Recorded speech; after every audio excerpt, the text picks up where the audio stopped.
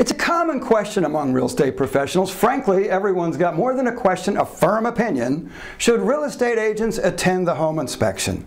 Well, let me share with you, having spoken to now several 100,000 home buyers, both in person, online, on television and radio, every single home buyer I've ever spoken to wants you, the realtor, to be there with them to assist them and comfort them in the process. Now, I've commonly heard from brokers, whoa, that's a big risk. You may say something that causes some liability.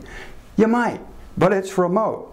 And the more often you attend, the more comfortable you'll become, the more comfortable your customer is with you, with the process, with the inspection company, and frankly, the more customers you'll have and the more that you'll close. Should you attend the inspection? In the minds and in the hearts of your buyers, and mine, absolutely yes.